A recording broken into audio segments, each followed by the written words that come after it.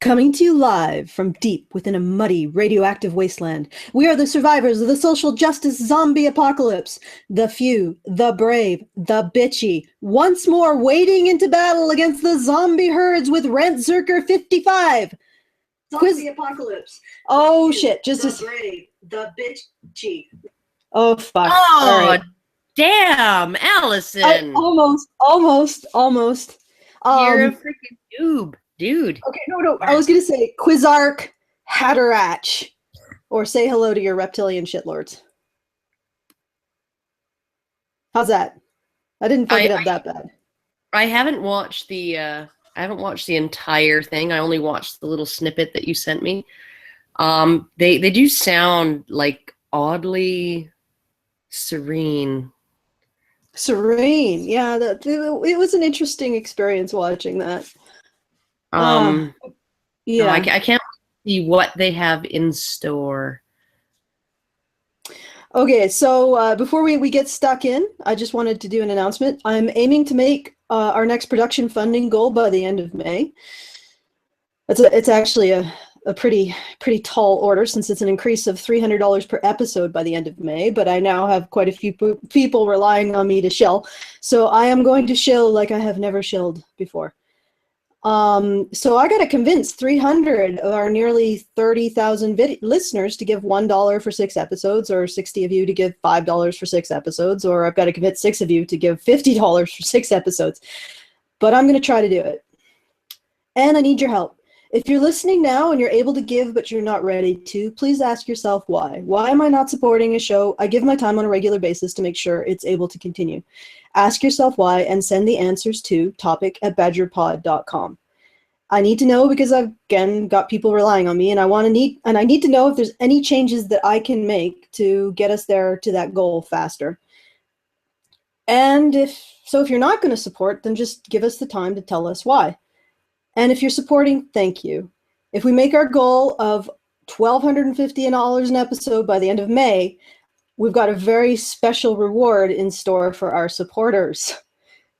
Oh, don't go promising them anything. I said I would do it. I said I would do it, but I could withdraw consent at any moment. Oh my God. Between now and then, when I'm going to be required to do this. So. Oh, but it's going to be awesome if you do. All right, let's get started. Doopity-doo. Uppity-dee. Just doing the stupid musics while I get it all queued up. Da, da, da. All right, here we go. Are we waiting? Okay. Wait. I just have to make sure that I'm sharing, because this can be present to everyone. There we go.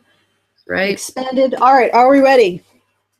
I'm as ready as I will ever be for this. Okay. Wake up, sheeple. I'm Grant Forrest. Ooh, this is a little low. Is it low for you, Karen? No, it's all right for me. I've got you turned down to about 3/4 of the way, and I'm hearing it just fine. All right, let's start again. It's about the same level as. It's about the same level as me. Okay, good. Wake up, sheeple. I'm Grant Forest Fire. And I'm Jimmy Turner. I take offense at that. I take because Forest Fire. Forest Fire. That's really inappropriate. That just seems to be like mocking the 70,000 Albertans who have just found themselves homeless because of out of control wildfires in the north of our province. So thanks very much, Grant. And thanks, Nuclear Family, for just poking a fucking open wound. Of course, you could argue that they had no way of knowing in advance that this would come out around, just before an enormous fire that caused 70,000 people to have to be evacuated from a northern city in Canada. Actually, it was a northern city and several surrounding communities. And not just forced to be evacuated, but, it's pretty much complete and total destruction. Yeah. Although I did hear from an update that there is a group of what they call structural firefighters who've managed to keep the core, at least as of the evening yesterday. No, I was just. Well, they've kept the infrastructure, so they've kept the water treatment plant, and they've kept the one bridge out of town. They've kept those from being completely destroyed by the fire. But like buildings, houses, like some neighborhoods, 80% of the houses are already gone. The MLA, the member of the Legislative Assembly, was demanding of our premier, our provincial leader, to know why she slashed the wildfire fighting budget for the province by 80% in a budget that had record levels of spending and record levels of deficit spending and increased taxation. She slashed the firefighting budget by 80% just a month before this fire broke out, and he was asking her why she would do that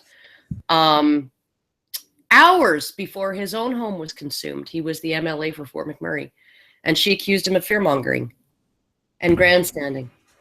So it's lovely. It's a beautiful situation.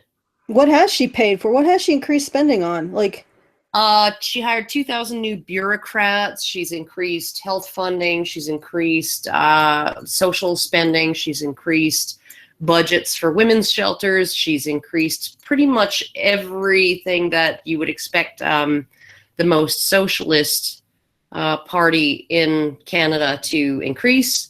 And she has slashed spending on tons of things that are actually vital to things like infrastructure, like, I don't know, fighting forest fires. So, yeah. Yeah, when I heard that, I was just struck by the military terminology. They've held the infrastructure in Fort McMurray. Like, they're holding it against a encroaching army. That's astounding. Like, and you got to know that I'm guessing every single one of them is a man. Most of them are, yeah. There's some female journalists in that area.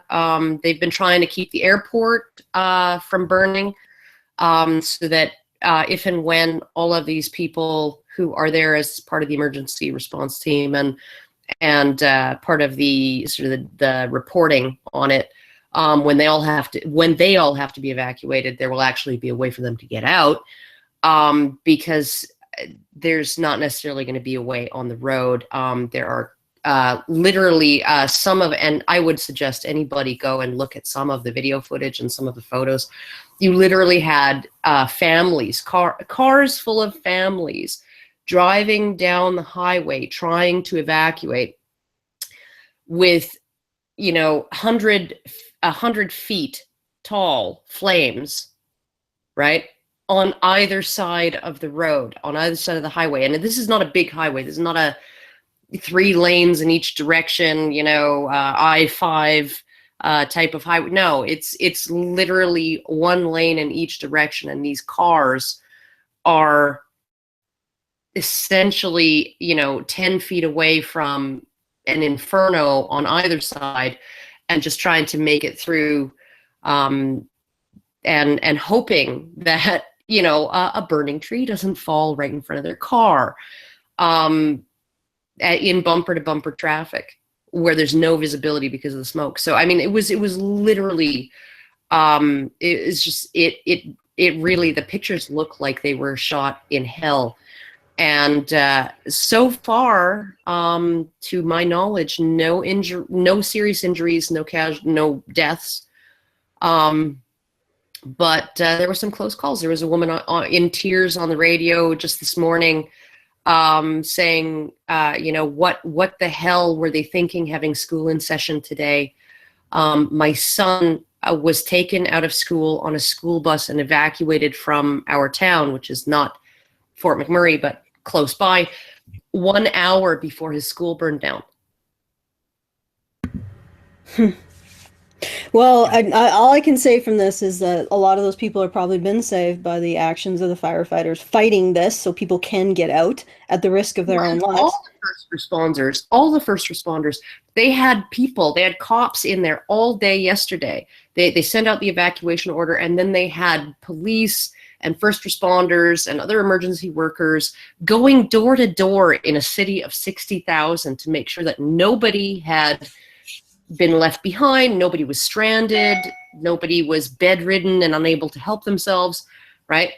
And also putting out spot fires within the city anytime they saw them, that, you know, from the embers that are flying, because the winds, what made this wildfire spread so fast was the high winds. And so you have embers falling on people's lawns, and spot fires starting up in the middle of town from these embers dropping. And, you know, so I mean, like, these guys are working in just like in these hellish conditions, trying to save as much of that city as possible and make sure that everybody gets out. And well, Karen, let me finish my point. We have these men, and they are mostly men, guaranteed, who are trying to make sure that people can be evacuated and trying to salvage as much of the city as possible. But should any one of them be disabled or suffer either a psychological or physical disability through this and end up in a marginal position where they were homeless or institutionalized, the people who would advocate for them in that instance, when they are no longer the heroes of society but actually have vulnerabilities and issues that need to be addressed, we're about to see what nuclear family thinks of us, those people who would advocate for those heroes when they can't be heroes. You know, when they have their own vulnerabilities that society needs to address and take care of. At the very least, in thanks for how they've sacrificed for us. Let's see what nuclear family thinks of us, who advocate for men when they can no longer serve and be useful and be heroes. And this is Rock Hard Men's Rights on NPR, the last place on earth that hasn't been corrupted by, you guessed it, the feminist agenda. Like I said in the ad, like, it's like they're implying that feminism doesn't have an agenda, when it clearly does. And any group that has an agenda wants their agenda to be portrayed and represented in every media that they can possibly do that. We feel that way. We have an agenda, and we want to spread our agenda to as many media outlets as possible and spread the word and get it in front of as many eyes and ears as possible. So, I mean, this whole idea that feminism has an agenda is ridiculous, and that their agenda would that they would try to push their agenda into every single aspect of society that they could, right? That's ridiculous is ridiculous. It's like stupid, right? Well, so yeah. all they're basically saying is that they're either saying feminists don't have an agenda, or they're saying that feminists are essentially ineffective. Okay, but yeah, the thing is that why don't we just look at the various agendas? And the thing is that when I talk to feminists, and this happens almost invariably, I will say, so you believe that men oppressed women throughout history and currently? And they'll say yes, or they'll refuse to answer. So there's a great deal of feminists, and I can get them into these situations where they will not clearly take responsibility for beliefs that they have espoused like 2 sentences before. Because, you know, they have this belief, but they don't want to take the consequences or deal with the fallout of that belief. They don't want to come out and say it that bluntly. That's the thing, right? I mean, that the men who, for example, currently are fighting a fire so that communities of women and children and civilian men can get out of a burning inferno of a city, those men are the sons and grandsons and great-grandsons of men who lorded it over women and children in the same way that white slave owners lorded over blacks, or Nazis lorded it over Jews. This is what they say. And I'll point it out. You're saying that they would actually, that men throughout history actually would oppress women, their mothers, their daughters. They would oppress women. The same men that are currently sacrificing their fucking lives to save them, that there hasn't been that much of a difference since those generations back then to now. Those same men are the ones who are oppressing women in the same way that races and religions and different ethnicities oppressed each other. Yeah. And that is not the same. It is asking people to believe that family members will oppress each other. And if you've ever seen, okay, there's a psychological experiment that they did with rats. There's a natural in-group, out-group thing going on with rats. In other words, if you have a white rat who's raised with white rats, they will be sort of leery of spotted rats with black spots on them. Conversely, if you have black spotted rats who are raised with other black spotted rats, they'll be leery of pure white rats. And they did a test where they would have one rat with a lever and another rat trapped, and that lever would release the trapped rat. And I don't know, they trained the rats to be able to know that the lever would release the trapped rat. Now, if it was a white rat raised with other white rats and they'd never met a spotted rat before, they wouldn't release the rat. They would not release the spotted rat. They would release white rats, but they wouldn't release the spotted rat. And if you did this reverse experiment with the spotted rats raised by other spotted rats with a trapped white rat, they would not release the trapped white rat. So you got this in-group, out-group bias happening depending on who you grew up with. White rats growing up with white rats had a bias against spotted rats. Spotted rats growing up with spotted rats had a bias against white rats. But then what they did is they would allow a white rat to get used to a spotted rat. So in rat terms, they made friends.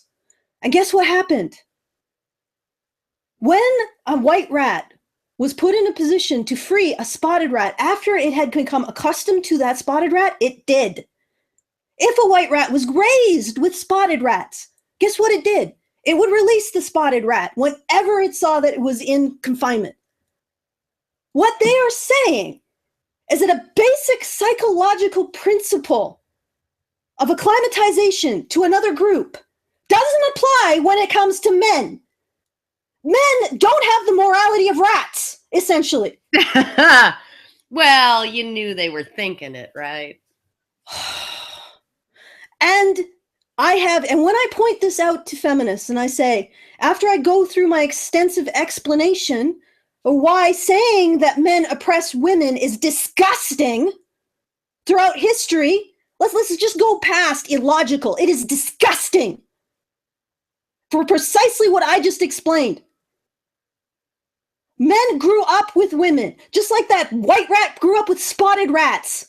And you're telling me the process of growing up with women, being raised by a woman, having a wife, having daughters, all of that will still lead a man to keep a woman trapped. Well, I mean, why would he let her out? I mean, how's he going to rape her then? And then when I explain all of this, I go and get into these long exchanges where they refuse to answer the question, do you believe that men oppressed women? I answered that question eight messages ago, and God. So yeah. Feminists won't even own it. They won't even own their agenda. My agenda is to bring about compassion for men when they cannot serve, when they can't be heroes, when they have vulnerabilities and needs themselves. Your feminist agenda is to tell the world that men oppressed women, and then women need reparations for it, against all understanding of psychology and history, and even just human morality and compassion. All right. Okay. Let's see what they have to say. Dozens of women are accusing beloved comedian Dave Hornsby, star of The Hornsby Show, of exposing himself to them and asking them to, quote, milk him like an old moo cow. These accusations are as ugly as the bitches who made them probably are. These old sluts are porno.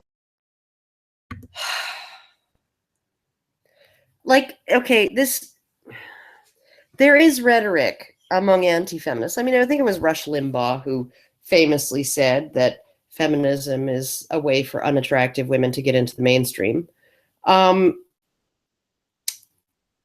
you know, there is a stereotype that feminist women are physically unattractive. I don't think anybody embraces that in terms of like every feminist woman is unattractive. And I have seen feminist women, ardent feminist women who are actually reasonably physically attractive and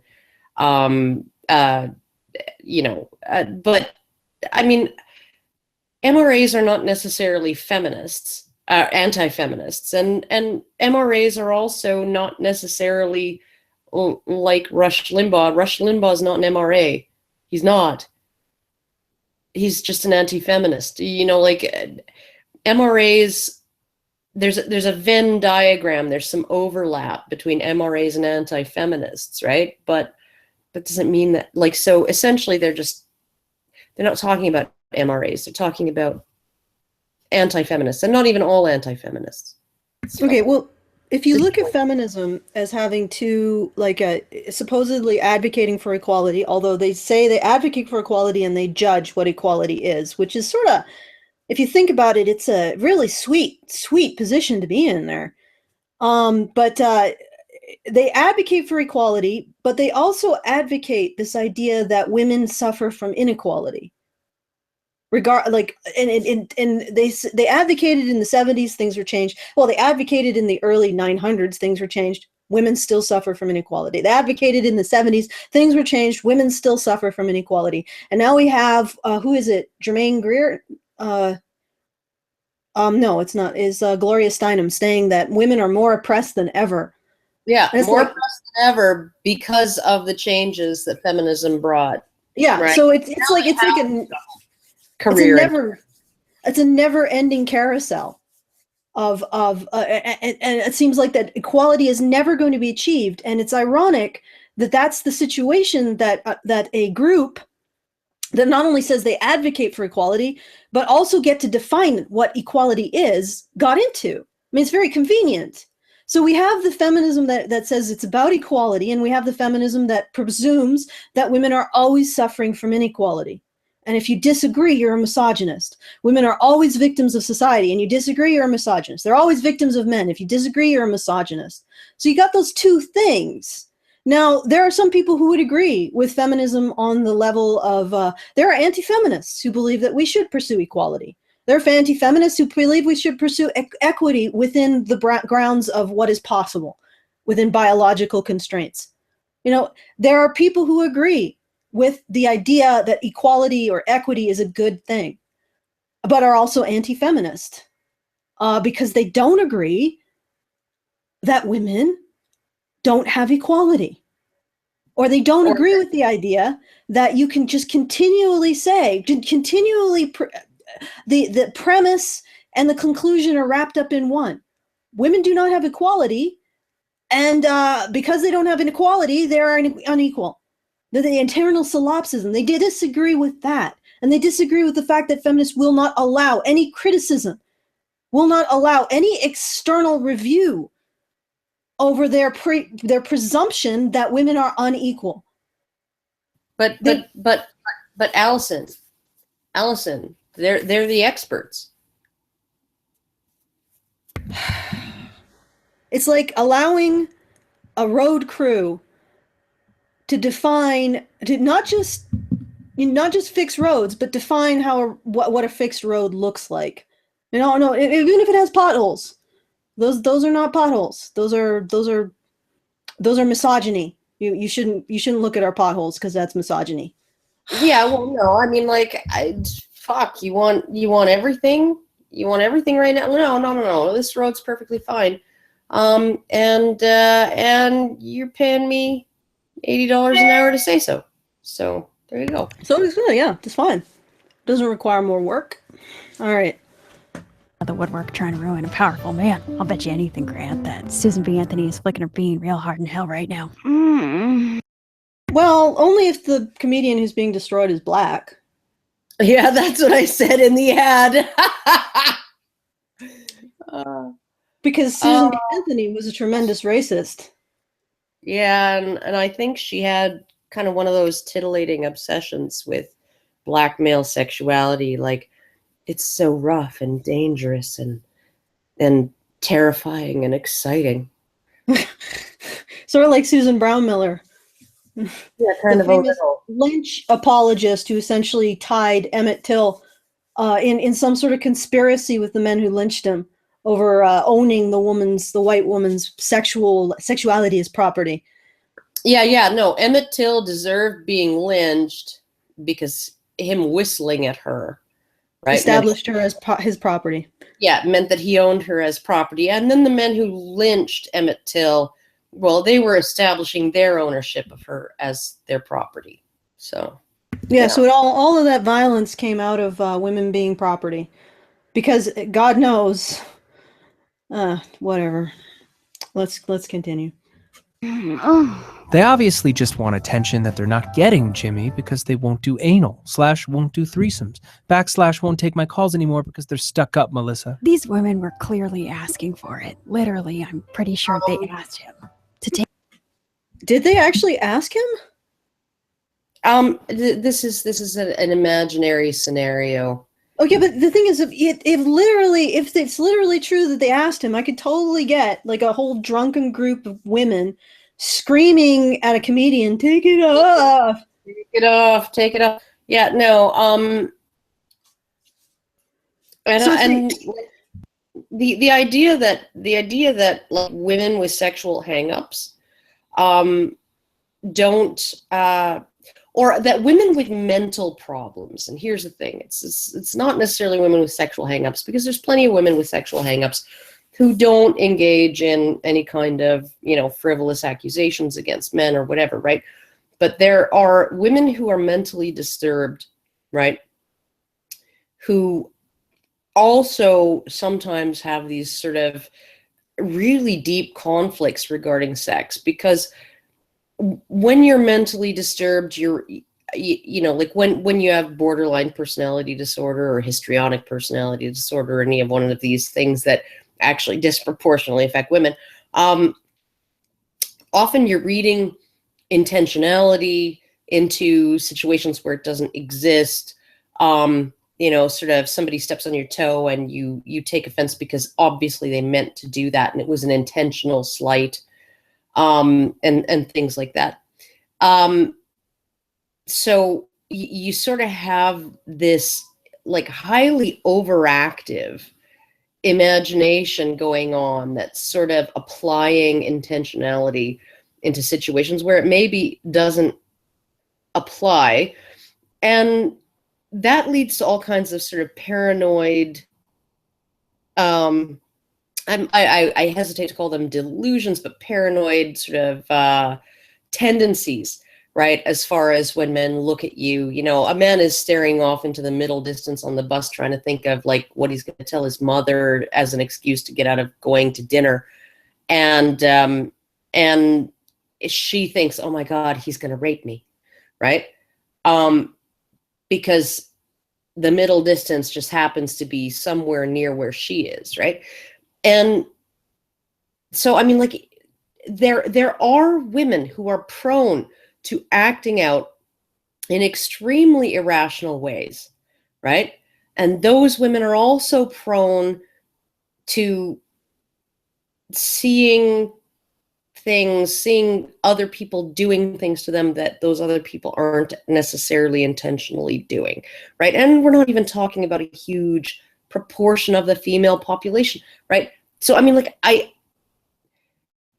maybe they did ask for it. Maybe lots of them asked for it. And then maybe she just figured, okay, well, his dick's ugly and he's wagging it in a way that I find threatening. And therefore, like, he wants to hurt me. I don't fucking know. I mean, like, you can't, this is really the fucking difficult thing about stuff like this, is that there are women who there are men and women, but women seem to be able to do this more than men do, or be believed more than men are when they do this, who will actually just make all kinds of shit up. I keep getting reminded of this woman who, there was a mailman delivering mail. It was a viral video.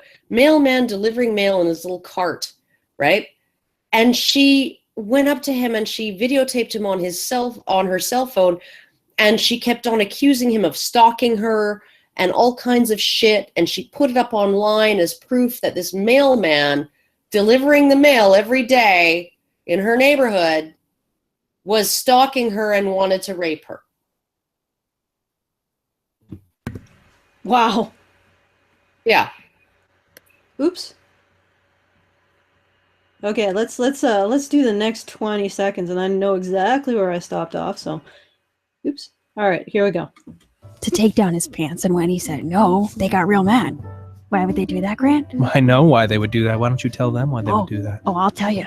Why would they do that? Because it's not enough that women can vote. Mm-hmm. Okay, so what you're saying is that these women. Okay, you said this literally. This reference is really muddied. You made this up, and you couldn't make it a clear case of the man being wrong. Because now what we know is that the female audience, literally told him to put his pants off, and then when he said no, they're speculating. They're saying, oh, I bet what happened as an MRA. I bet what happened is they wanted him to drop trow, and he refused, and they're doing this for revenge, and that's like not a stereotype at all, right? But okay. Every single case should be taken on its own merits, right? Like every single one. There are cases of women doing this kind of thing because they were rejected sexually. Yeah, but there's no real, like, they wrote this. If they were going to present this as speculation, why would she say literally?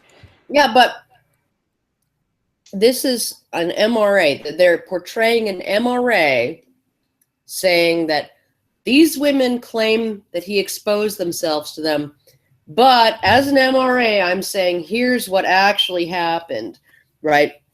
He was not in the wrong. They were all being sexually aggressive, and then they, when he said no, they turned on him and tried to destroy him. Okay, let's listen again. Literally asking for it. Literally, I'm pretty sure they asked him. Okay, so this sounds like he's relaying a fact.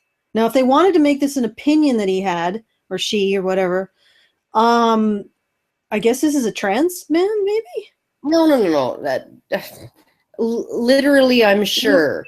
No, literally, I'm sure. Okay, all right, fair enough. But so I guess, well, at least they got one thing right. I mean, there is a number of trans people in the. So, are they portraying this individual? No, they're not portraying this person as a trans man. They're portraying. It's just a female disguised as a man. Is supposed to be a man. So what? They're mocking trans men then? No, I don't think so. I don't think that's what they're trying to convey. They just have a female actor in drag, like being a man, just like in Shakespearean times, the male actors would portray. Okay, let's do the next 20 seconds. Take down his pants, and when he said no, they got real mad. Why would they do that, Grant? I know why they would do that. Why don't you tell them why they would do that? Oh, I'll tell you. Why would they do that? Because it's not enough that women can vote, that they can run for president, that they can abort our awesome kick-ass babies. Okay, it's not enough that women can vote and they can run for president. They should also be allowed to legally sexually assault men. Well, there are feminist groups that have actually advocated for that position. Yes. Feminist groups in Israel blocked, I believe, the passage of a law that would have protected male victims. In India. In India, too. And then, of course, there's the classic Mary Koss redefining rape to exclude male victims of female perpetrators, unless they were penetrated by those female perpetrators. So suddenly, if a woman, gets you at knife point and forces you to have sex with her to make a rape baby, then that's not really rape. It's more like a unwanted surprise sex. I mean, how many euphemisms does Mary Koss need to put before sex to get it? It's like it's pre-approval sex that the female rapist offered the man. It's sexual intercourse when men are ambivalent about their own desires. Yes, it's ambivalent. Like if any MRA ever. I think what Rush said, we should make it legal to have, and he's not even a men's rights activist. He's just a pickup artist. And he's like Bambi. I don't know why people are frightened of him. But he said, like, what did he say? He said we should make it legal. he said we should make it legal. We should decriminalize rape on private property. And essentially, if you are on somebody else's property, you are consenting to whatever they choose to do to you sexually, just by being on their private property. Yeah, but he never even did something like Mary Koss did. Feminist in good standing. He presented the case as a way of reducing the number of actual rapes, because if women did not feel protected by the law, and the law cannot protect them from this, it can only give them an avenue for some sort of redress after they've been victimized. There's no cop ready to jump in the window whenever a guy gets handsy with you in his apartment, right? Batman's not there to save you, honey. The law cannot protect you from being victimized. It can only give you some sort of recourse after you have been. And he was like, well, if women didn't have this illusion that the law was protecting them, when in fact it is not, right? It doesn't protect anyone, incidentally. That's right. Then, okay, maybe they would take more responsible steps towards self-protection, right? And therefore, it would, because women would change their behavior, it would reduce the number of rapes, right? So, I mean, like, even if you think it's a stupid idea, even if you think it's like the dumbest dumb fuck idea ever, right? The entire indecent proposal that Roosh V had was, well, I think this could reduce the number of rapes of women, and we all want that, right? Yeah. So they basically distorted a guy making a thought experiment to reduce the number of women. Like, the end of the thought experiment, whether or not it would actually work, was to reduce the number of women raped. But that's horrible. The idea of reducing the number of women raped, that's a horrible thought. But anyway, where I wanted to go with this is until... If it means women have to actually, like, take care of themselves, right? Yeah. They have to take responsibility. But yeah, which bears in mind a conversation I had with someone who's a supposed rape advocate, who's basically said that we shouldn't advocate for something that would reduce the rate of rape, so prevent women from being raped, because it might make survivors feel bad. It's like, what?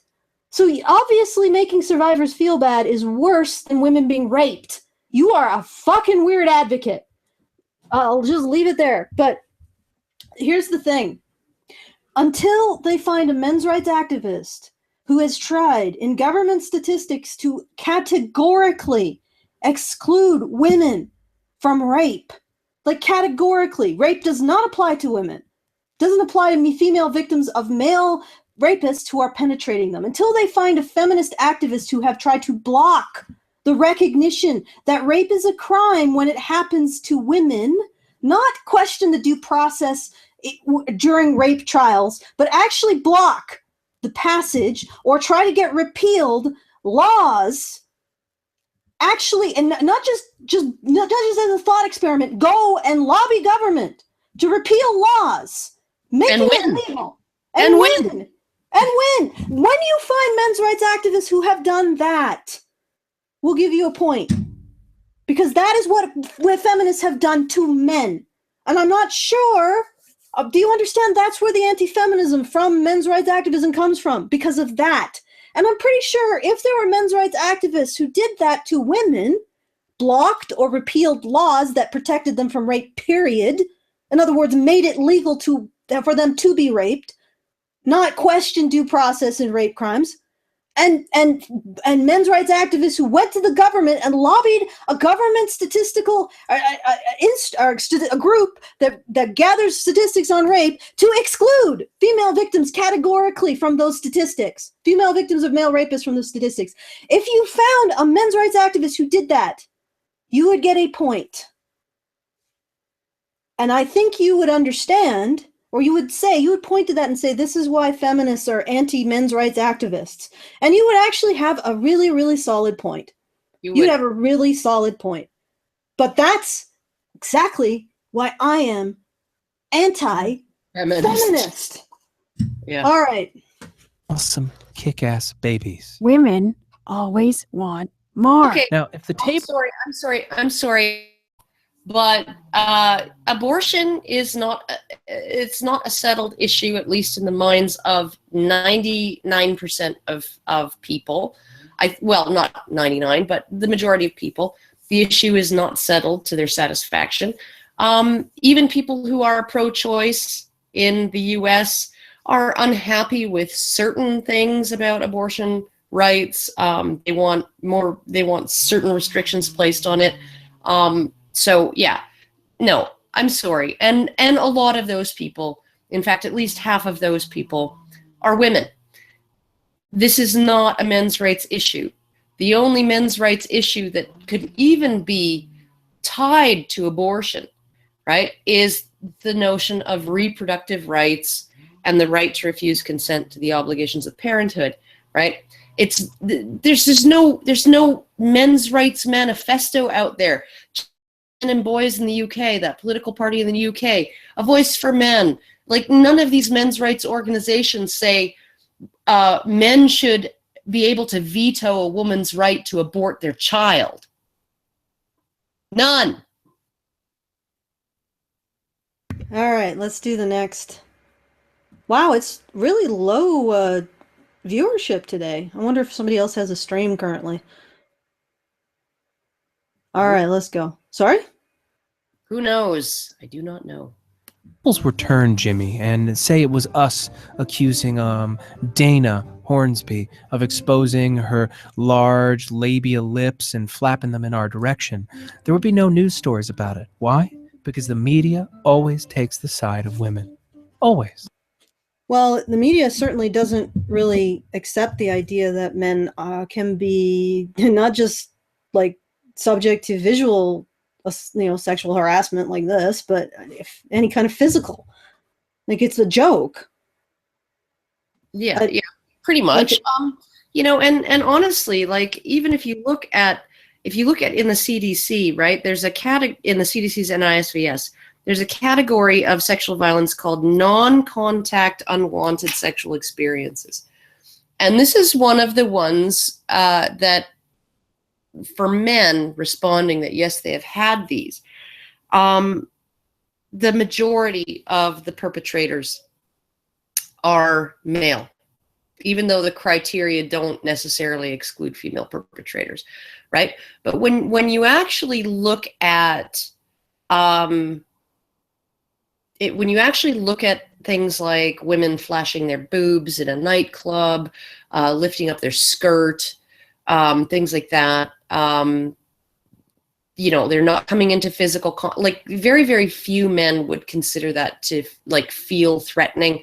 It wouldn't even necessarily form a memory of unpleasantness, right? It's not something that men would register as a threat, and so it would just sort of go down that memory hole of experiences that just go away. They just disappear over time, right? And they would not necessarily, and yet at the same time, for a straight man, even just being hit on politely by a gay man might actually be unpleasant enough or uncomfortable enough for him to recall that on a survey that asked him if he'd had any non-contact unwanted sexual experiences. Oh my God, a gay guy hit on me. I was so uncomfortable, blah, blah, blah, right? So, I mean, it's not necessarily the media. It's our entire psychology around sex, and viewing women as not sexually threatening, right? Not sexually intimidating, not a sexual menace, right? All of those things. I think there's something else to it as well. I think in a lot of cases, because of this idea of female sexual purity and the idea that men besmirch it, it's the same thing that happened with the Emmett Till case. The white woman who attempted to murder him and then got her brother and I think husband to finish the job. She was offended at the thought that he thought that she was within his league, as it were. Yeah. So the presumption there that he had any kind of sexual access to her offended her. I think a lot of women, it's not even the fear of male sexuality, it's the fence that a man how dare you think you could have me? Yeah, how dare you think you could have me? You're totally not in my league. I mean, how dare you think that you're worthy of my company? So it's not even the fear. It's just the social offense of men presuming to think of themselves as being entitled, even though, you know, that's a sort of an arrogant position to take. Like I've said many times, I think a more appropriate position if a man approaches you is that he might be interested in seeing if he's interested in you after he listens to you talk for a bit. As opposed to jumping right to, yeah, he wants to have sex with me and he thinks I'm totally within his ballpark. And I think that's a lot of the, it's not even fear, it's just social offense. It's a poporum. Yeah, all right, let's go another 20 seconds. Always. Oh, it looks like we have a caller on the line. Brother, how do you feel about these whores spreading lies? Yeah, What hi. Is this your... What is with all the farting noises? I guess they're trying to pretend that we do that. Well, we do some pretty ribald humor, like we've done a lot of fapping noises. So let's serious, or are you trolling? Because not only do you come off super ignorant, but there's no way that 37 women would all lie about this to get attention. Oh, I'm gonna stop you right there. I'll stop you right there too. Yes. Do you remember the Satanic Panic? Salem witch trials? Yeah. There are precedents where whole bunches of people accused someone of something they categorically could not have done out of a sort of a hysteria over the situation. It's happened. So it's not categorically impossible. And if you're dealing with a large group of rowdy women who theoretically, because this is a completely imaginary situation, who told a comedian to pull his pants down, and when he didn't, I don't know, they got it in their head to accuse him of something, which has happened. Think about the poor cabbie who was accused of rape because he insisted the individual in question pay her cab fare. Or this other cabbie who's been embroiled in this extortion thing, false charges of extortion, because a female DJ climbed into the front seat of the cab and attempted to give him oral sex while he was trying to push her off of him. As he was driving, I believe. And then she leveled a false accusation, not of rape, but of extortion. So yeah, it happens. Yep. You clearly don't know how gay you sound. You know, and the thing is that it's not an issue of actually saying, yeah, it's a false accusation, or yeah, he did it. It's an issue of keeping the options open and letting a jury decide. Yeah. So, I mean, this doesn't even seem accurate to people who talk, men's rights activists who talk about this. We're usually about, yeah, let's wait for the jury. You know, we are several degrees removed from the evidence, and between us and that evidence is a lot of layers of people's biases. So let's just, you know, and maybe we don't need to have an opinion about it at all. I mean, most of the time when somebody accuses someone of something, I think our general attitude is we don't have an opinion. I mean, some of us might. I've been asked to give my opinion on the Bill Cosby thing, and I really haven't. I was asked to give my opinion. Well, I wasn't asked to give. I gave my opinion on the Gian Gomeshi thing, and my opinion was I don't fucking know if he did it. But you know, here's due process, and my opinion is that I'm gonna wait and see. I wouldn't put it past him, knowing what I know about some male feminists, not all male feminists, but some male feminists. But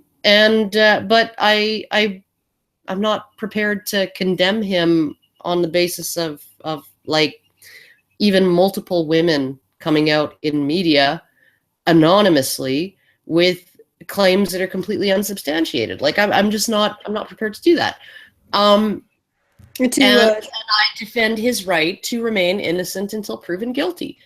Right? Because I see the bigger picture. I look up one layer, and that layer, while it has some sympathy for the feelings of victims who do not get justice under the system, I hold that the actions of the state, right, can be criminal actions when they are unjustly levied. right? So when the state unjustly imprisons a man or a woman, for that matter, they're literally kidnapping them. If there is not sufficient justification for them to do that, for that action to be considered legitimate, right? Then the state is committing a crime against a citizen. And I have a higher expectation of ethical and decent behavior coming from the state than I do of the behavior coming from, our rapists, right? I think we should expect better of our state, of our government, than of our rapist in terms of, its ability to abuse its incredibly greater power to commit crimes against individuals. And just to address the whole what I know about feminist men, I mean, no offense to feminist men, but what kind of man hears someone say, yeah, men oppressed women and they do it all now, and they're so cruel and they use beating and they rape women, that's what they want to do, and they all support rape. What kind of man hears that said about other men and says, oh yeah, that's so true? Like, seriously, that's a scary motherfucker. That's totally like me. They pegged me right there. Oh, well, no, but it's all other men, right? Oh yeah. Oh, it's only other men. I was taught to rape. I was like led by but I'm the one man who resisted the cultural programming, right? Or like, it's not my fault because patriarchy. Anyway, let's. Pussy whipped white knight. What? Okay, just a reminder to our listeners that we're not gay, you are. We both fingered... Speak for yourself! I like your radio voice, though. I don't know, but somebody... I didn't watch the video, but I did glance through the comments, and somebody commented that his glasses make his head look 10 times wider than it is. What, is he deliberately trying to look unattractive or something? I think so. But yeah, the whole thing with like gay. I mean, like some MRAs call each other faggots, whatever, right? Faggot has gone beyond the definition of like homosexual. It's just become this sort of catch-all. I mean, like even 4chan had to choose a new word for actual gay guys. They call them gay fags, as opposed to just fags. But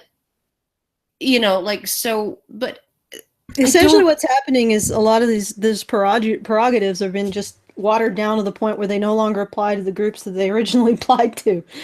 That's right. And like, what the hell's wrong with that? I don't know that there is, I mean, I wouldn't be able to venture that the MRM is less homophobic than any other part of society, or less transphobic. Well, right? Look at the statistics. I mean, there's a large number of gay and bisexual men in the men's rights movement, and then also the trans women. Yep. Yeah. And no. It's like there's I would venture.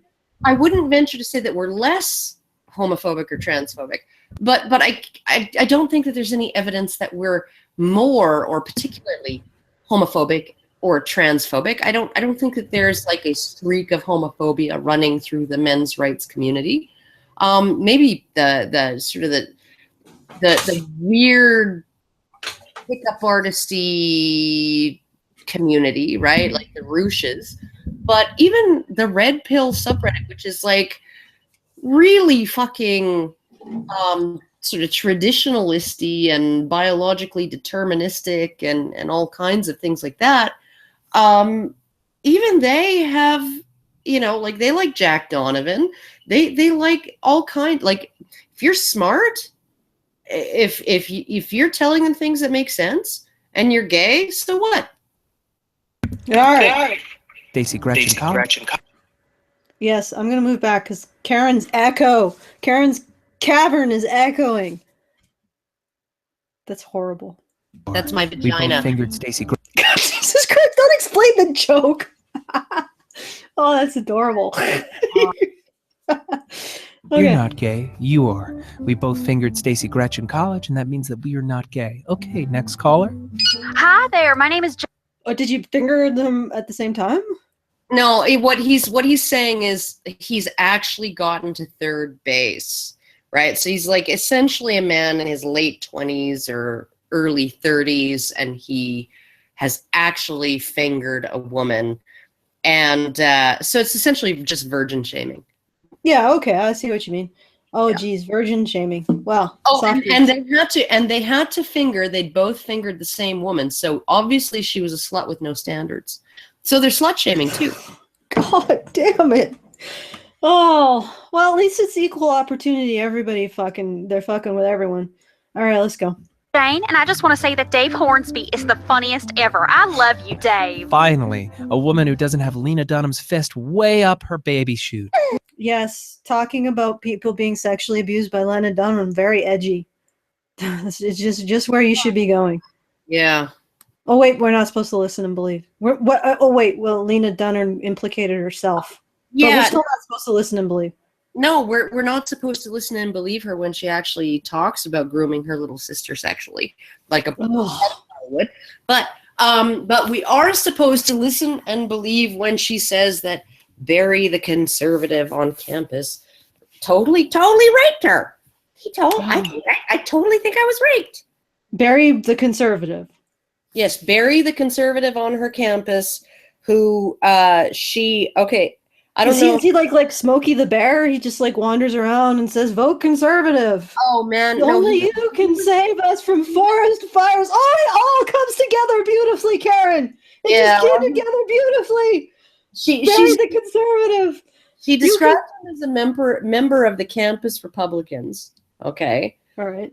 And she described going out, getting super freaking wasted on booze and multiple kinds of pills, right? Taking him back to her apartment, I believe, getting in bed with him, and then, okay, get this, in order, she didn't want to actually have sex with him, but in order to convince herself that the sex was indeed consensual on her part, she talked dirty to him in the midst of it and egged him on because she was not willing to confront the fact that she was being raped.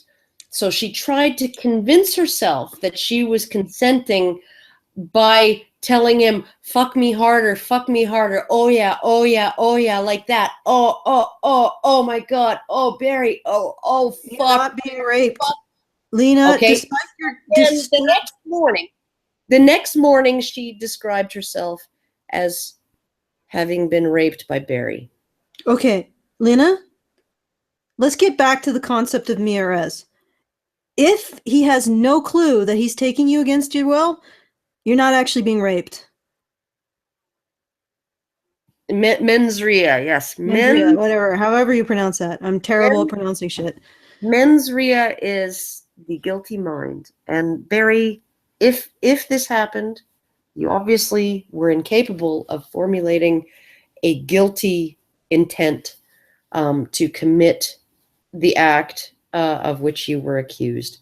Mens rea has nothing to do with knowing whether something is against the law or not. In other words, is in some places it's illegal to cross the street outside of a pedestrian crosswalk, and in some places it's not. You don't need to know that whether it's against the law or not. You just need to be aware that you're crossing outside of a pedestrian crosswalk, and you can be found in violation of that law, right? Can you actually be raped if the person isn't intending to rape you? Like, is that? No, this is like it's not considered rape, and this is one of the things that feminists do. Feminists have a real issue. They have a real issue with burden of proof. They have a real issue with due process. They have a real issue with admissibility of certain kinds of evidence, and they have a serious, major fucking issue with mens rea involving what would be considered the reasonable person standard. So would a reasonable person be aware that they were committing the act of which they are being accused. So would a reasonable person be aware that he was having sex with a woman against her will? Well, I don't know. If she's raking her nails down my back and going, oh yeah, just fucking fuck me so much harder. Oh my fucking God, I love it so, oh fuck me, right? Yeah, no, I'm pretty sure I'm not going to be aware, and no reasonable person is going to be aware that they're committing the act of having sex with a woman against her will. Yeah. And I mean, how can you qualify that as rape? He raped me. No, Lena, your decision to egg him on while he was having sex with you and present the illusion that you were consenting against his own fucking consent. Because I'm guessing that if Barry the conservative knew at any point that he was raping you, something would have wilted as fast as a fucking ice cube in a goddamn blast furnace. Because that's how it would turn into like a half stuffed sausage casing. Yes. Right then and there. If you had correctly informed him of the sexual act he was engaging in, and you did not obviously, Lena, you didn't give him the opportunity to give you informed consent. So, yeah, I know. She totally raped him, eh? Yeah, I'm actually leaning Lena more towards this is another one of your incredibly disturbing sexual sexcapades. Not just sexcapade, predatorial sexual what's a sinister enough word? Oh God. I mean, who the fuck? Peccadillos? That's not even so. That sounds like a British amusing play. It's like who does that? Who? A feminist does it. Compels a person into a sexual act that they would not normally consent to. Okay, but okay. In Lena Dunham's defense, have you actually seen her father's paintings? Oh, I mean, she grew up in a house where those were on all the walls. Oh, anyway. Referencing Lena Dunham putting her fist, consensually or not, up some woman's twat, probably it's an edgy decision with this particular thing, mockery, whatever it is. Ooh, that sounds like my kind of woman. Now, Jane, tell me, are you in the kitchen right now? How big are your titties? Okay, guys, haha. I'm actually calling from my office. No, really, how big are your titties? This. No, seriously, no. Karen likes them small. I'm more of a busty bar wench type. I do. I really, really, really love. I like a round bottom and small boobs on a woman. I mean, not that I'm picky. Like, if I find you like reasonably personable and and attractive and you're like charming and all, like, it's not like a deal breaker if you got big boobs, right? Or a little bum. If you could, or if you're taller than me, right? Because I can totally pin you down, even if you're taller than me. I can totally do that.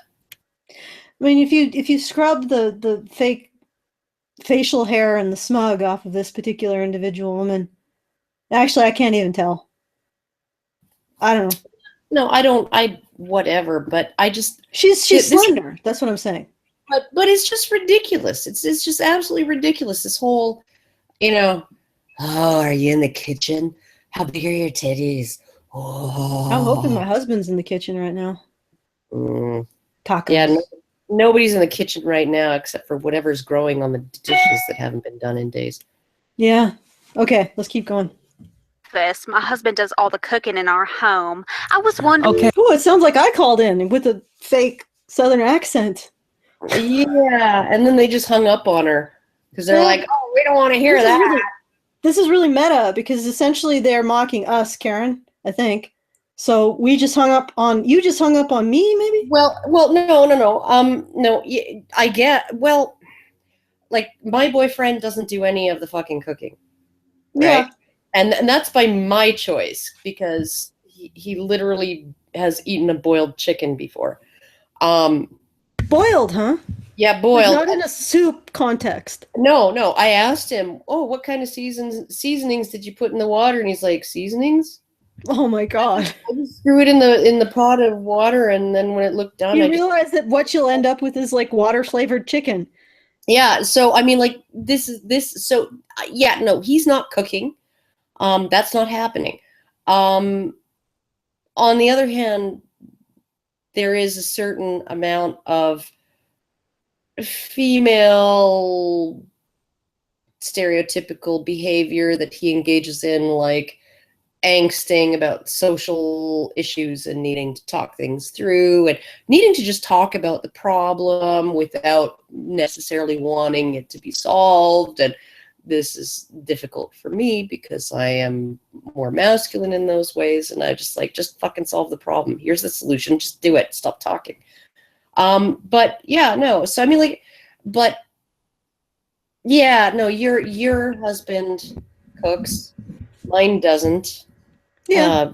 By He my cooks choice. really well too. Like All like right. he made pork chops a couple days ago.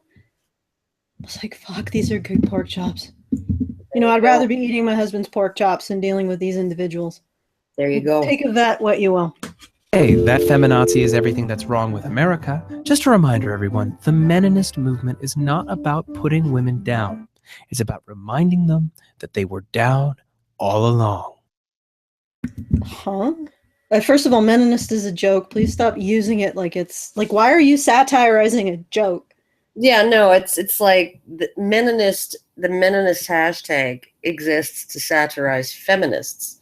And then these guys are satirizing Meninists, which means that they're like double plus good satirizing feminists. Or maybe they just Actually, yeah, that's an interesting intellectual exercise. Okay, so Meninism was created to satirize feminism, and now they're satirizing Meninism, which it can't be satirizing satire of feminism. That doesn't, like, a satire of feminism. What the hell would that look like? I just, it's like Inception. Yeah, it's satireception. Maybe it'll all make sense at the end. Maybe it will. Let's keep going. Remember, all women lie, all women cheat. Our lives are being destroyed every single day. 9/11 was an inside job. When they rise up against you, demanding higher salaries and yet another seat on the Supreme Court, only you can stop them. So don't believe the hype, because that only helps the feminist agenda. Okay. Oh my god. Oh my Well, at least it god. wasn't a hose of shit. Like, all right, if that's what we believe, okay.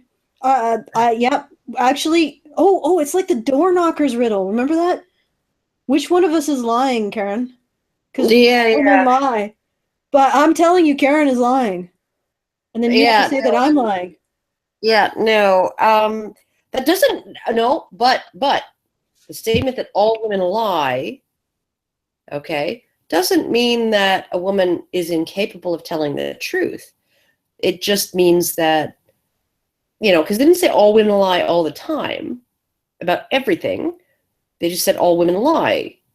And, when I think about it, all women do lie. I've lied. Yeah, You've all lied. men lie too. Yeah. Everybody has lied. I mean, like, honestly, does my ass look fat in these pants? No, honey, it doesn't. Right? Everybody's fucking lied. Most lies are like social lubricant. I think the problem is that they're mistaking. I don't know, maybe they are. I mean, it would be nicer if they could actually satirize us as we actually are.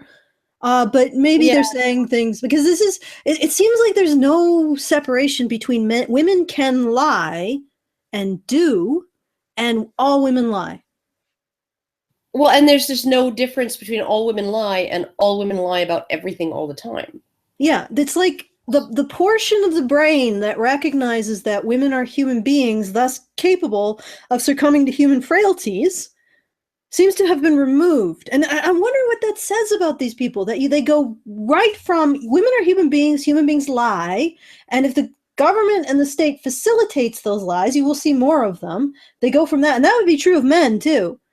They go from that position and they go right to you. All women lie, you hate women. And they can't, it's like women occupy two spaces in their brain. Either they are glorified goddesses with a morality way above men, or you're totally degrading them and hating them. And I really wonder what that says about them as opposed to us. Because for me, women are right square in the category of human beings.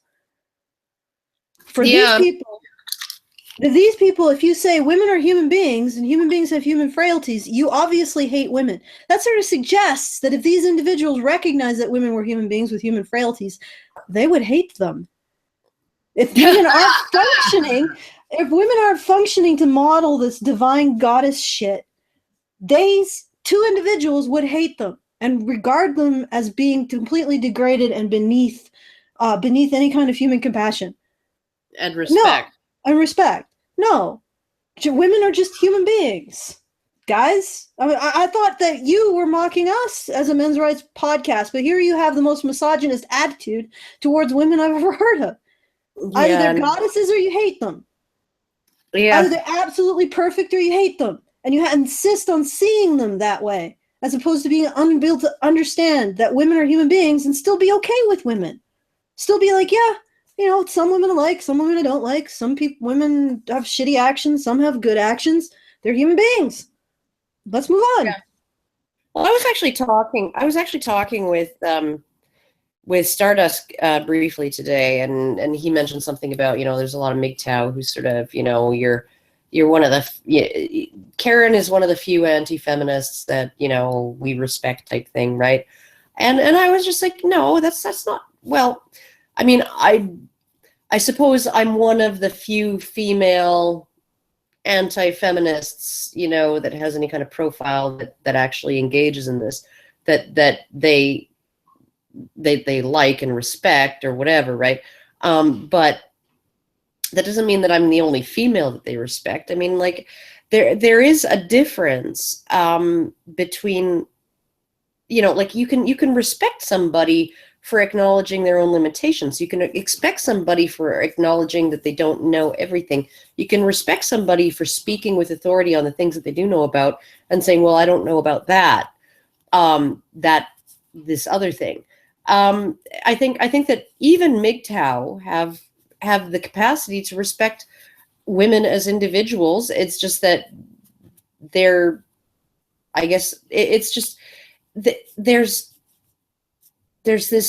is this sort of demand that by feminists that women be respected as sort of these infallible beings, and no, they're not infallible. And the way to get respect when you're an infallible being is to acknowledge that when you're a fallible being is to acknowledge that you're fallible, that you don't know everything, that you have failings, that you have blind spots, that you aren't the be all and end all, that you are not the pinnacle of morality. That's how you get respect, right?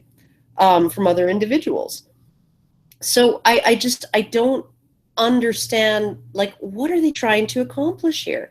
They're literally setting women so high a bar that nobody could possibly respect them as much as women deserve, apparently, because women deserve respect as if they are infallible. Well, and they're not.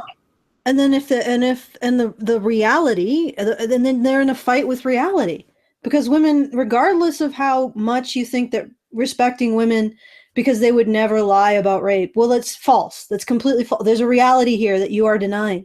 And you are now in a fight against reality to preserve women as these paragons of virtue, which they are not. Eventually, reality is going to come crashing down. And for a lot of people who believe in this paragon of female virtue, when reality comes crashing down, it just keeps crashing and crashing and crashing and crashing. Yeah, no, and they really don't end up with a very good, positive attitude toward women at all. When the wool gets pulled away from their eyes. When they stop being able to fight reality. Yeah. And they just get exhausted by their fight. But let's see how good these individuals' understanding of reality is. Let's continue. All right.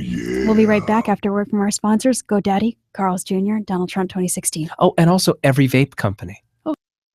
Oh, that's first of all, GoDaddy, all of those people would never sponsor us, but who would be, you know, and I like how they get one thing right. Remember, like last week, this is 2 days before this came out. Remember, I did my shill on first adopting, Karen, and I referenced vaping. Oh, yeah. 2 days vaping. before.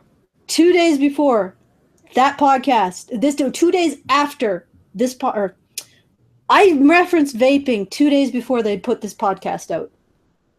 Oh yeah, no, and it's like literally, what are they saying? That this is the one accurate thing, though. This is that real don't vape. Like, yeah, whatever. But this is like, I mean, whatever they're not whatever what you're saying, but what the fuck whatever they're saying. But this is the one accurate thing that they've said about men's rights activists is that a lot of them were first adopters when it came to vaping. Yeah. They got one thing right, folks. So they are capable of observing who we are and what we stand for, but only in one crystal clear instance. And that was around nothing vaping. to do with men's rights. That has nothing to do with men's rights. Like it's only tangential. So these individuals know exactly who we are and exactly what they stand for, and they chose to satire. And it's not even that they chose to satirize, because I bet they could put together an honest to God satire of me and Karen that we would probably laugh our asses at. Oh fuck yeah! I'm waiting. I hope they do. But like, you remember when God, it was Rachel Edwards. She'd done a piece of art. It was like a pull string doll of me, right? And it just had like a half empty bottle of wine sitting next to it and a cigarette hanging out of its mouth. And the pull string had been pulled, and it was just saying right. It was fucking. I was like, Rachel, you have to send that to me, right? I want that. I want that picture. I want that, right? Yeah. Because it's fucking hilarious. Because that's me. Half empty bottle of wine, cigarette, right. Yeah, I mean, like, if they obviously are aware of who we are and what we talk about, because there's no way that they got this bullseye about vaping. There's no way without actually knowing the community to a certain degree. And being not actually ever seeing any footage of like the crowds of MRAs outside of it. They would have had to. So they are aware, and they created a satire like this, which doesn't reference any talking point that we had, or any of our character, or anything.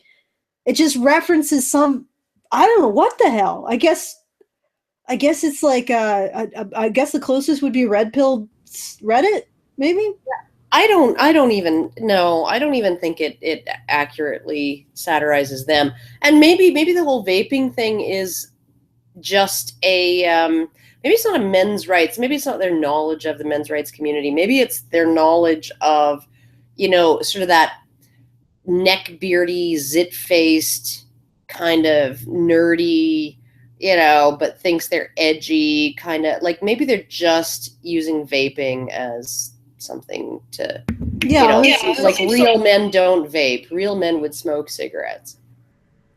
It seems like it just seems too close. You know what I mean? Just like the they used on that Bones episode, Karen and Paul. Yeah, that was great. I can't wait to watch that, actually. Yeah, we're gonna watch that tomorrow together. I actually was looking at the cast, and they actually got a good-looking woman to portray me, but she has long hair, and I object. Yeah, be accurate. All right, let's continue.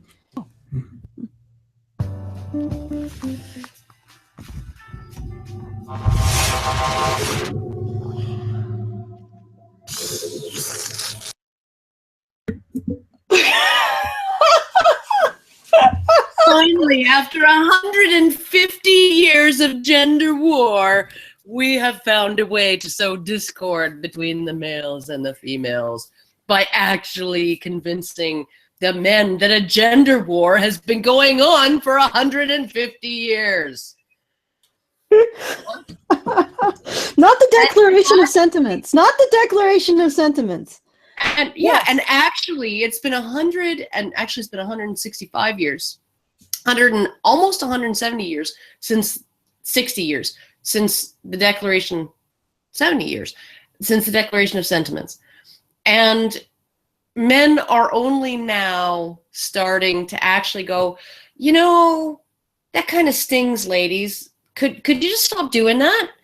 Could you stop saying that we oppressed you against all understanding of psychology and history? You know, like I think you're being unfair, right?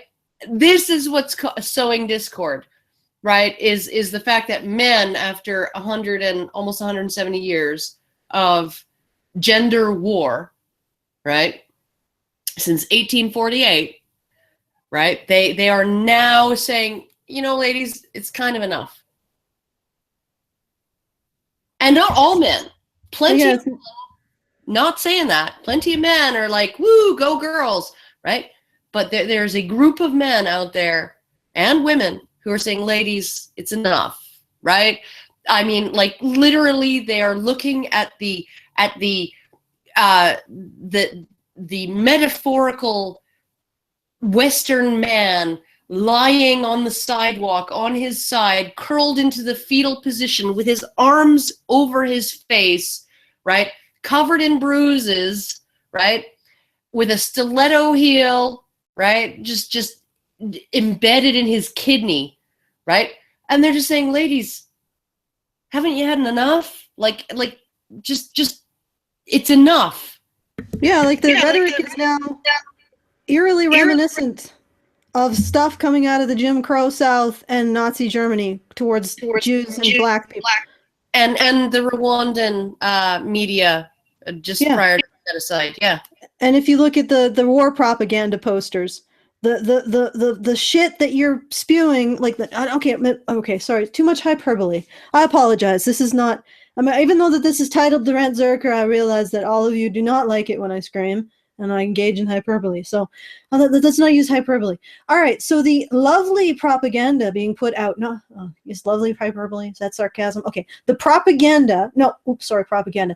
The literature on gender relations being put out by feminist groups bears an interesting and compelling similarity to that put out for wartime propaganda against the enemy.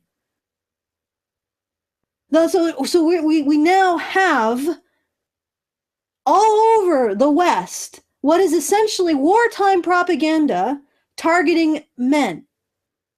Our own men. Our own men. Yeah, that's a little, it might be time to just lay off that a bit. So that, maybe we should reconsider doing that. Because it's sort of gross. Oh, wait, sorry, hyperbole. It's not very polite. It's tactless. It's tactless. It's tactless. It's gauche. It's gauche. All right, let's go to the next one.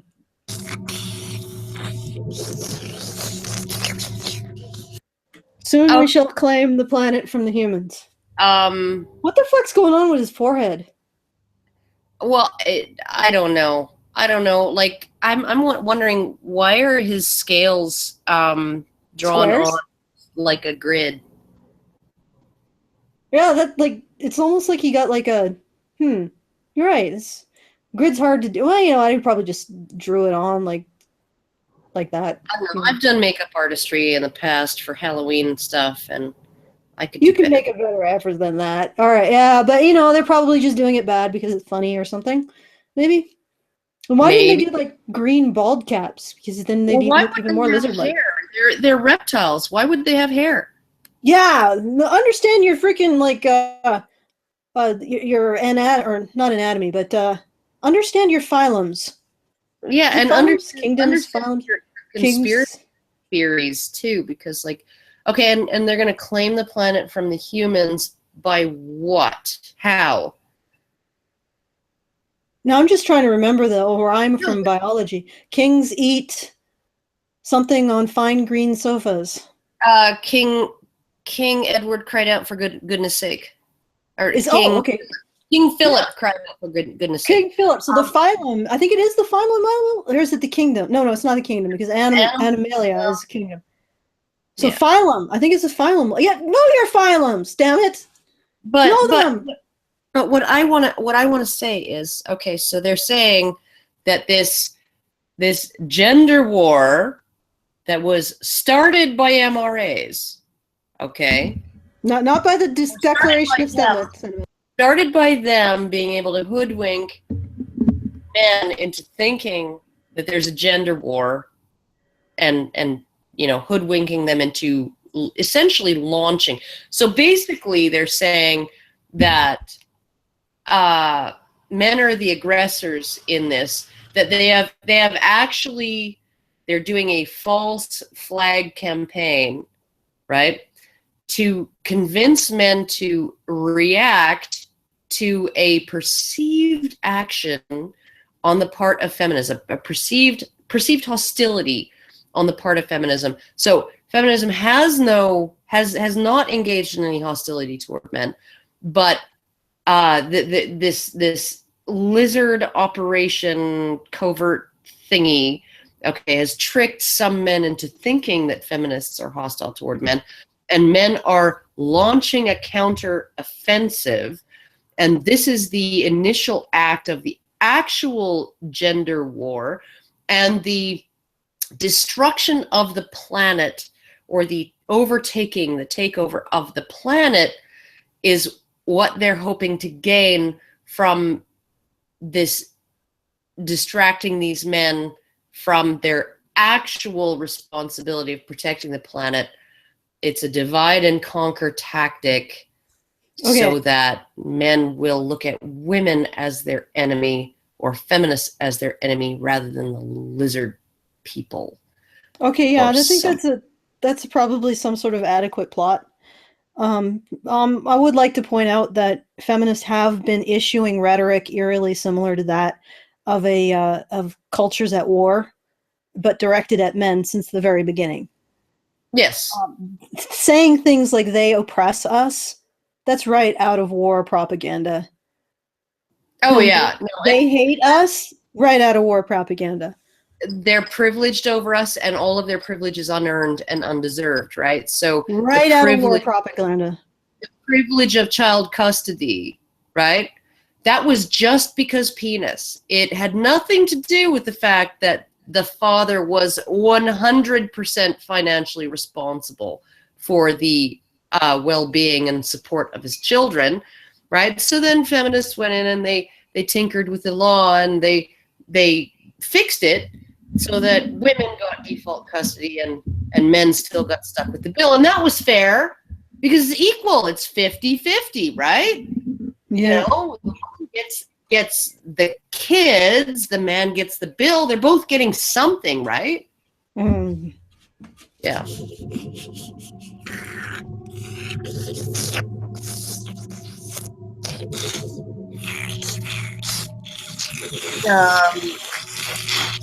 This is just random shit that I don't know why they put this in. I guess just to make it like they're just talking. It's like the newscasters who sometimes, every once in a while they accidentally keep broadcasting their voices after they shouldn't, and they're just making small talk.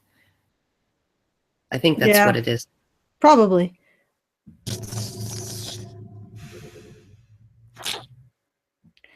Okay, I think that's over. The rest of it is just all the shilling and the subscribe and the fuck, whatever. God, like what are you, like, who sent this to us? Well, you can't blame the messenger. No, but it's like, oh my fucking God, like what a retarded thing to have to waste. Well, let me double check. Maybe I can find it. It's it's like, I don't know. Okay, let's try to find something to compliment them on. All right. Their production values were decent. Okay, and Nuclear Family, to be fair, by getting one thing right about the men's rights movement, one thing, they are better than about 85% of all the journalism out there on it. Okay, but it wasn't a thing about men's rights, though. It was just some But tangent. it was a correct observation. Okay. There you go. So at least they did that. They were better than journalism. Some random, like, how big is this channel? Like, let's see.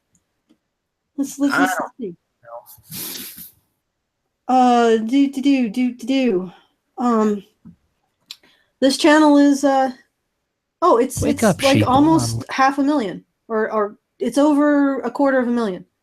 Oh, that makes me feel great. Yeah, they I don't know where I was going with that. No, but they managed to get like one thing sort of right, make one observation, you know, sort of a generalization, you know, about men's rights activists and vaping. And there are a lot of fucking vapors in this movement. I'm probably going to be the last smoker in the entire movement. Probably the last one who actually is just like, yeah, no, I'm not switching. I'm not making the switch. Fuck all y'all. I still think there's probably lecturing me about my health. There's probably more gay and bisexual men's rights activists and advocates and general hangers-on than vapors, though. So they could have gotten it. No, I don't know about that. It's a little harder to tell, right? Because you can't just tell somebody's gay or bisexual. Well, but judging from the poll that was done on men's rights Reddit. Oh yeah, no, there's a lot. There's a lot. Yeah. I think more in the men's rights community than there are in the, like, as a proportion than in the general population. Oh, way more. Like, the men's rights community is the only other community where and I didn't even actually, in the gay and lesbian community, gay, lesbian, bisexual, trans community, I never met a guy who was bisexual, or at least admitted to it. But yeah, no. But you're not gonna have anybody in the gay and lesbian community admit that they're bisexual. No, it was also the bi community too. Yeah, but even as a female bisexual, a lot of the rhetoric coming out of that community was that I was just fooling myself. I'm just transitioning to my actual orientation of lesbian, or I only engage in, bisexuality to titillate men because I'm actually straight. So I'm like Katy Perry. I kissed a girl and I liked it. My boyfriend didn't mind it. And all of those things. So essentially I'm just doing it to turn on the guys and get male attention. And like, there was so much of that. And this is like 10 years ago, right? There was so much of that. Bisexual erasure is a huge thing in the LGBT community. It has been for a long time. And I think that I don't necessarily fault them for that, because there is sort of this idea of like, there's an idea of a gender binary, that and the gender binary does exist. It exists on a spectrum, but it's still a binary with poles, opposing poles. That there is a tendency to want to put people in boxes and say, you're either all one way or you're all another way, right? And I think that applies to almost everything. So, if you're a mostly liberal person and you take one single conservative position, you are a traitor to the liberal cause, or you are just a right-wing, right-wing conservative, as Kevin Logan would say. Yeah.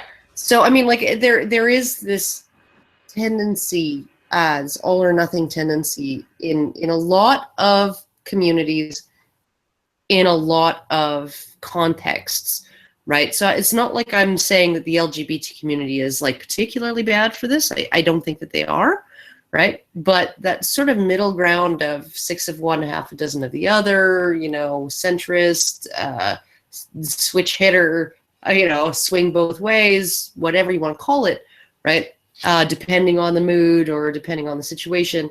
I think that there's a tendency to want to pull people into a polarized camp and erase any kind of anything about them that might put them in the other camp. So, and with men, it's particularly bad, I think, in the LGBT community, as far as being able to identify. I think bisexual.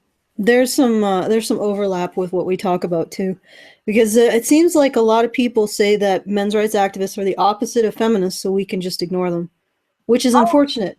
Yeah, no, it's like we're obviously against women's rights. And now I will actually fearlessly question things like, was women's suffrage a good idea, right? Like I want to know. I want to know, and therefore I want to look into that, and I want to consider the question, right? That doesn't mean that by asking the question, my a priori assumption is, yes, it was a bad idea, or or no, it was not a good idea. It's just that, like, I think that any question like that should be worthy of examination and investigation and interrogation. And I actually like being able to push the envelope in terms of what society might feel is acceptable to think about, right? What ideas they're prepared to contemplate. And so this is why Ruch's "we should make rape legal" article didn't irritate me at all. I was like, that's kind of an interesting, like, let me think about how that would work. Would that actually pan out that way?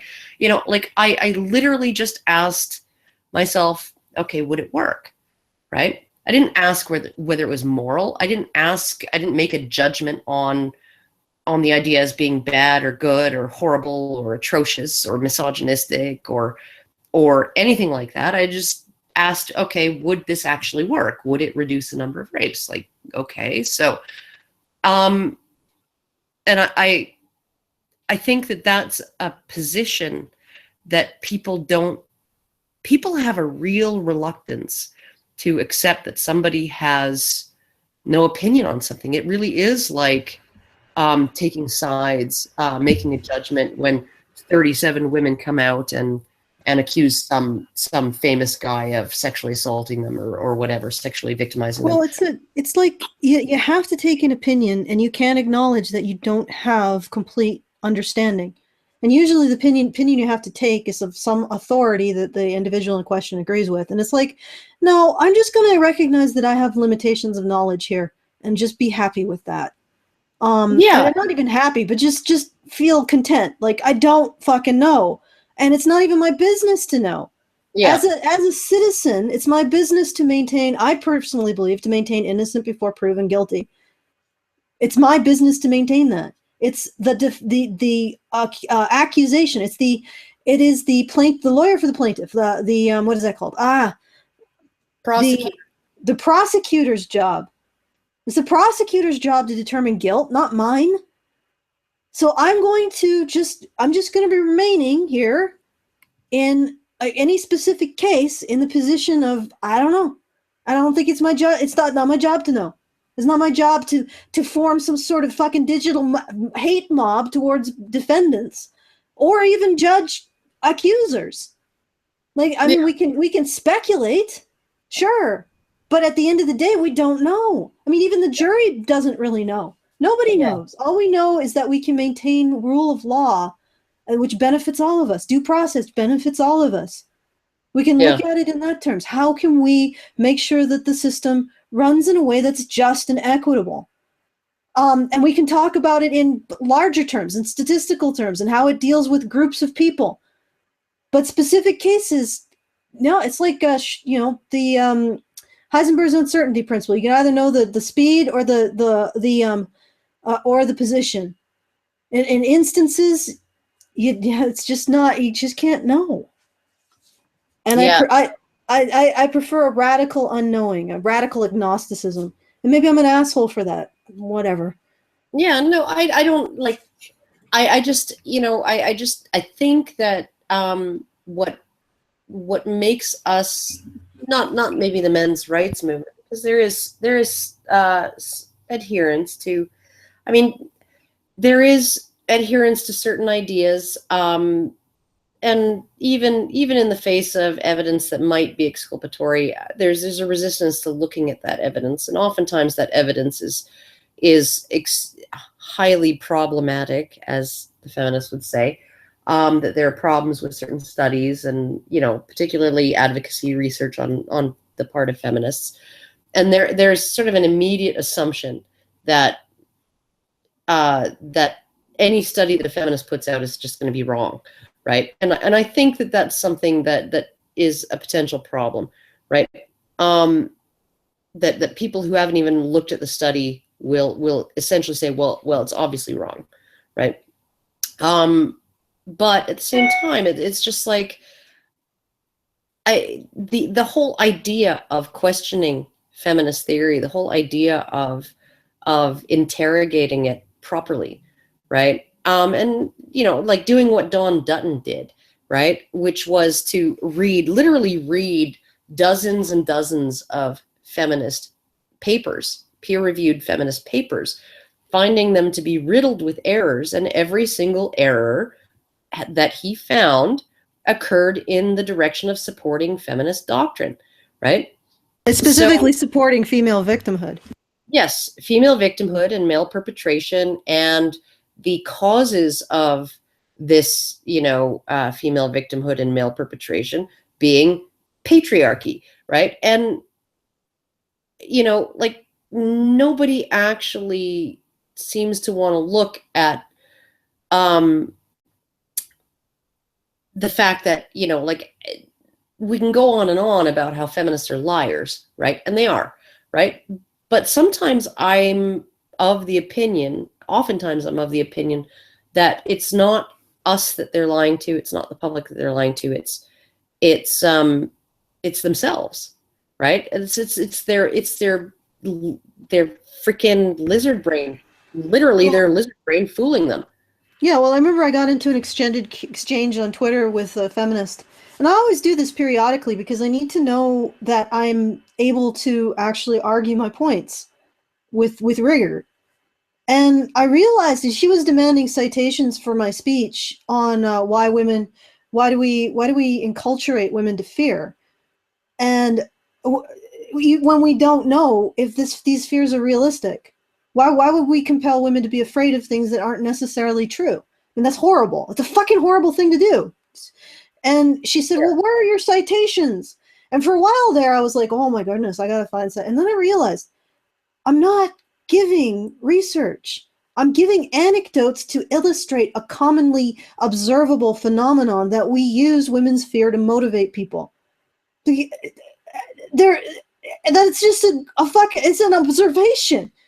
It's a common sense observation of reality.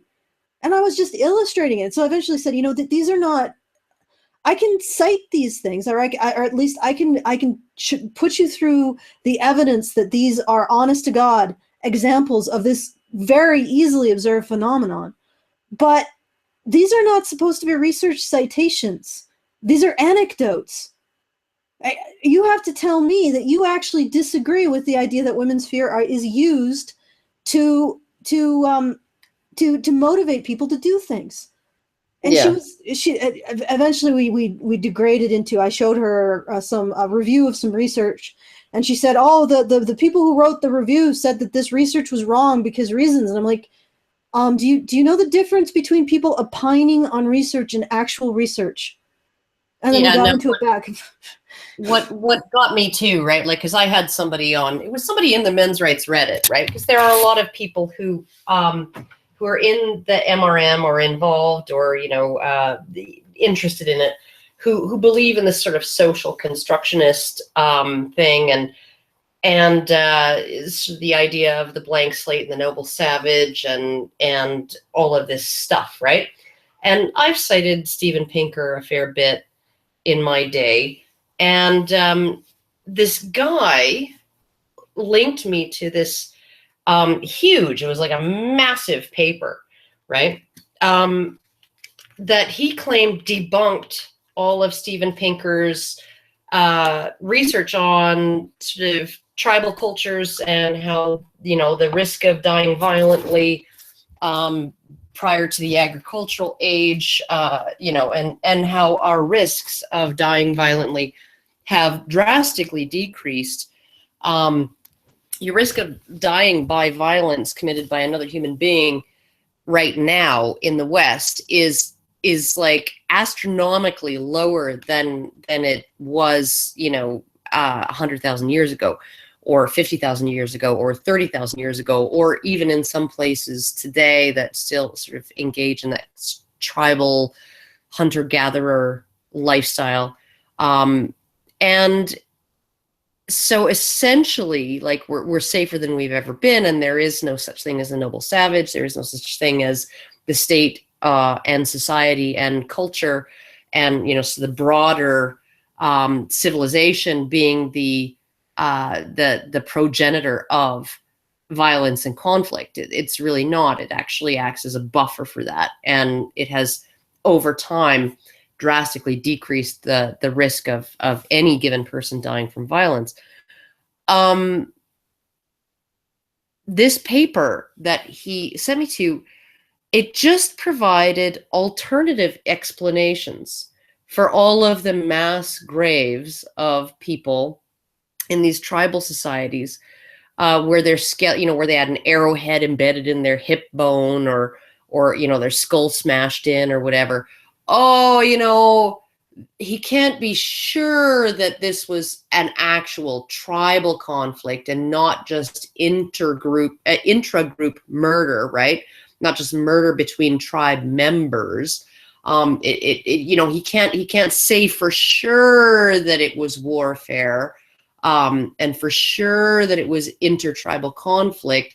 He can't quite, because you can't be sure because there weren't like CCTV cameras, pointing at the villages, 100,000 years ago, and there's no videotapes for us to watch today, right? And so there are possible other, and this was apparently a debunking of his theories. No, it's not. It's not a debunking. It doesn't disconfirm anything. It just says, okay, well, if you really do some gymnastics and you really, really, really apply some massive speculation, right? Then you can say that maybe, just maybe, he's not right in every single case. That was debunking, apparently. Okay. All right. It's just, yeah. There is a lot of that. This idea that we need to have lines and we need to be on one side of a line or another, as opposed to just allowing for this kind of nuance. And it's unfortunate. It's an unfortunate tendency of human beings, I think. Yeah, I think to emote before we think. Oh, Sly9 said in the chat, well, with limited resources, we have to make some judgments about sources of information. That is certainly true. Every fucking thing is behind a goddamn paywall. Fuckers. Yeah, well, I mean, when I was doing my master's, I could jump the paywalls, and I saw a lot of the research. And in a lot of cases, it sometimes said the exact opposite of what people were claiming. You look at the abstract and made implications that weren't supported by the research or the conclusion. It was sort of distressing. And having read a lot of research papers in a subject that is actually far more technical than sociology or feminist studies, even in those subjects, you'll see lots and lots of errors. And it's like, these research, it's not mysticism. Yeah, you have to make judgments about source of information. You should be making those judgments from reviewing the research papers yourselves. There's no mysticism in reviewing a research paper or questioning the methodology behind it. It's just a matter of taking the time and effort to do it, and applying critical thinking. One of the things that I found hilarious was, I think it was Murray Strauss, might have been somebody else, actually highlighted one of these complete inconsistencies in a feminist paper, right? Where the tables in the paper, right, that essentially tabulated men's and women's stated motivations for committing violence against their intimate partners, right? 6% of men, no wait, 7% of men and 6% of women said that they only ever acted in self-defense. That was the only reason why they hit. 7% of men, 6% of women, right? Said that was their only motivation for committing violence against their partner was self-defense, right? And in the conclusions and the discussion section, it said that something along the lines of, while men typically use violence as a tool of power and control over their intimate partners, most women's violence against their intimate partners is in self-defense. So in complete contradiction to the data that they actually collected, right? And that's what you have to watch out for. Yeah. Do not, it's got to the point where you should go to primary sources and look for yourself. Because there's so much distortion going on with people's agendas. And this is, it's part of the reason why I don't give out citations, because you guys should just, if I say something, you should go research it yourself. Learn how to do that. Put the effort in. Find it out yourself. Sometimes if people ask, I'll send you a link to what I'm talking about. But you really should do the work yourself to not just agree with me. Find out for yourself. To check it yourself. Yeah, and a lot of the time, like a lot of people actually, they email me and they say, do you have like some kind of comprehensive list of links to research and blah, blah, blah? And I'm like, yeah, no. Like, I'm just a fucking waitress, right? With a high school diploma. And somehow I found all of this shit, right? I found all of this research. I found all of these papers. I found all of this information, right? Go and do your own fucking work. And it's more meaningful if you do it. It's more meaningful to you if you do it. You got to get into the habit of constantly checking people's facts.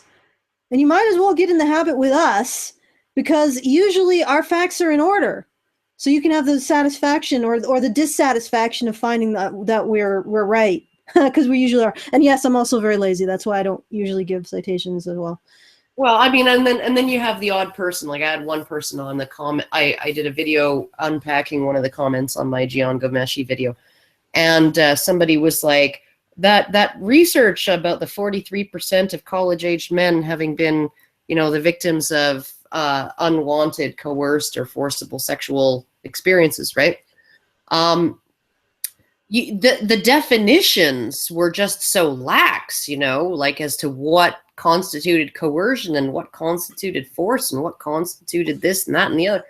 And like somebody in the comment section said, that's how feminists define it, right? And if we apply that definition to women victims, we need to be applying it to men too. Yeah, right. And essentially when you do, you go from 1 in 4 or 1 in 5 to 1 in 2. Yeah. Men. 1 in 2 men. You apply the same feminist definitions about sexual assault and sexual abuse and rape, you get 1 in 2 men. Mostly by women. Yeah, no, and if you apply the same definitions of 1 in 3 women will be assaulted, physically or sexually assaulted in their lifetimes globally. Yeah, well, when you apply that, it's 1 in 1 for men. 1 in 1. Yeah. And it's like, and you can actually parse out of that study some interesting data about actual rape, actual physically forced sex on men. And about 20% reported that a woman physically forced them. And to people who think that that's not possible, it also means like if we look at, for example, like abuse of horses, we know that horses are bigger than humans, and yet we still consider it abuse when a human expects or does things and beats a horse, even though the horse is bigger and could theoretically trample them easily. And the reason why, besides the fact that a horse is a horse, is because humans socialize horses. We train them to take abuse from us. We tell, we essentially, in not so many words, but we train them to take it when don't hit back when a human hits you. And that's what happens with men. I mean, in order for a man to physically defend himself, he has to go against training that he's had since birth or shortly after birth to not hit women. And most men endure, they get that kind of training. Like hitting a woman is the worst thing. Hitting a girl is the worst thing ever. Don't hit girls. Don't hit women. And they get that kind of training. And not only that, on top of that or underneath that, there's a whole hormonal system that men have to prevent violence against women. Yep. Horses don't have that. Horses don't give a shit about violence against human, but they're just trained to not. We punch them in the fist with a fist or whip them. They don't come back at us, even though they could, because they were trained. Same thing with men. Men are trained not to hit women, not to hurt women. And then on top of that, they have something that horses don't have, which is this whole endocrine system or hormonal system that responds to women's tears, to women's signs of distress by shutting the whole shit down. Women have pheromones in their tears, in their emotional tears, that when men come into contact with them, their testosterone levels go down, their aggression goes down, and their libido goes down, right? So literally, when women cry, men become more gentle and more deferent to women. Yeah, or just in general. It's like biologically. Yeah. So there's, on top of all the social training, there's the hormonal system that cuts a man off at the knees when it comes to violence against women. And when a guy is being sexually violated by a woman, he has to fight against all of that and justify to himself hurting her versus just submitting. Now, that's more psychology than it is raw physical violence, but psychology can fuck you up. It can. Yeah. I'm a living proof that psychology can do some fucked up shit to you. Just in your head. Anyway, we should go. Yeah. I have errands to run and dinner to cook before the show tonight. Yes. All right. So just as an extension to the beginning where I was doing some shilling, as I said earlier in the episode, I've got a goal to get to this month. I'm setting myself this goal, and I'm hoping you guys will help me achieve it. So if I can have a moment of your time, I'm going to address you now and see if I convince you to help us out. You see, you might be listening and thinking, what can I do? I'm just one person in a crowd. But here's the truth. The truth. But the reality is, I'm sure many of you have watched The Lord of the Rings and that incredible scene, the lighting of the beacon, where Pippin climbs up a sheer cliff to light the beacon on Amandine. And then across the stone spine of the mountain range, you can see the other beacons lighting up one by one. It's a pretty incredible scene. Now, you might think that you're just one antelope in a herd, one fish in a school, or one bird in a flock. But you're not. You're a link in a chain, just like those beacons. The reason why you haven't noticed is probably because this chain goes every single direction at once. So it sort of feels like it might be a flock or a herd or a crowd. But the fact that it goes every direction at once doesn't change that you are the last link in it. And the people manning the beacons on the mountaintop over there will never see yours if you don't light it. Now, if you don't have the funds to give, then spread the word, share these videos on this channel or our other channels, Karen's channels, Mike's channels, that you feel like you can share to your friends and family and coworkers. But if you have just $6, $30 to give a month, then light that beacon, because you are the last link in a chain. And if you don't, the chain stops with you.